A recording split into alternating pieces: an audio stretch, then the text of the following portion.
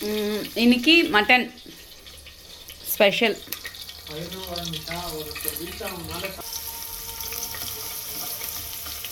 So பட்டை, ஏலக்காய், பிரியாணி இலை, லவங்கம், கொஞ்சம் ஆனியன், அப்புறம் இஞ்சி பூண்டு பேஸ்ட் போட்டு நல்லா வதக்கிக்கலாம். ஸோ வெங்காயம் வதங்கிட்டு இருக்கு. இது கூடவே நம்ம வந்து ஒரு 1 or 1.5 teaspoon ginger garlic paste போட்டு நல்லா சாட்டே பண்ணிடலாம்.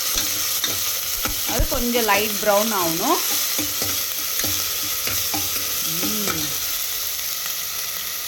ப்ரௌன் ஆன பிறகு வெங்காயம் அரைச்சி வச்சுருக்கேன்.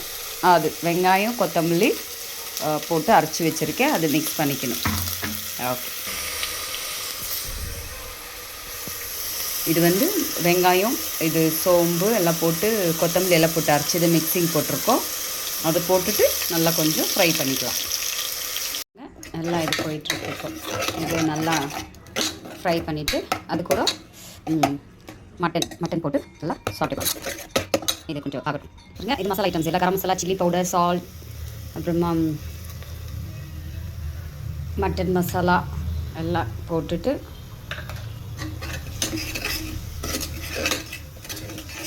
கொஞ்சம் அப்படியே லைட்டாக மிக்ஸ் பண்ணிவிட்டு இப்போது மட்டன் போட்டோம்.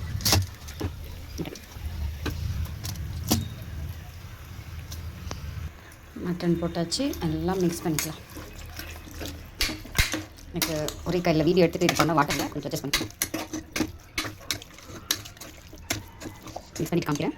மிக்ஸ் பண்ணியாச்சு. இது வந்து மல்லிகா பிரியாணி ஹோட்டலில் அந்த கொடுப்பாங்க இல்லைங்களா, கிரேவி, மட்டன் கிரேவி, அந்த மாதிரி ஸ்டைலில் பண்ணிகிட்டு இருக்கேன்.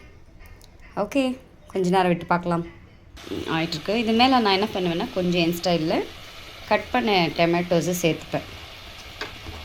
கொஞ்சம் அப்புறமா கிரைண்ட் பண்ணி ஊற்றிடுவேன்.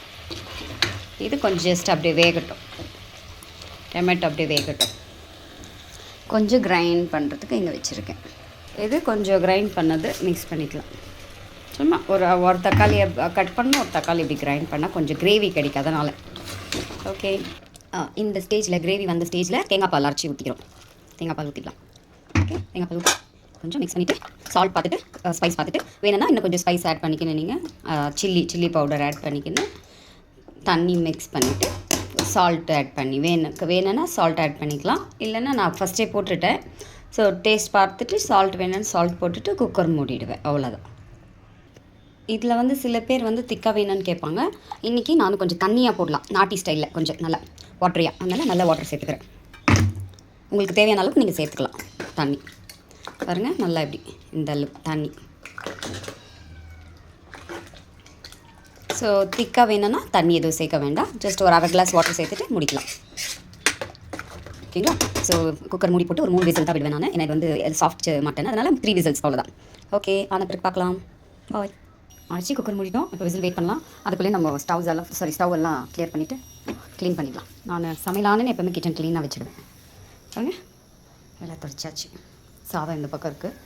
எல்லாம் துடைச்சாச்சு. நீட்டாக வச்சிடலாம். So ready. பொடி நல்லா தண்ணியாக super mutton gravy ready. Okay, பார்க்கலாம். ஆவி பறக்க போட்டுட்டு வந்தாச்சு. டேஸ்ட் பண்ணலாம்.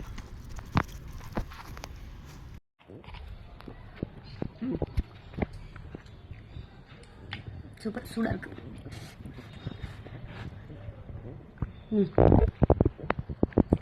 ரொம்ப நல்லாயிருக்கு. சூடு. ஓகே, பாய்.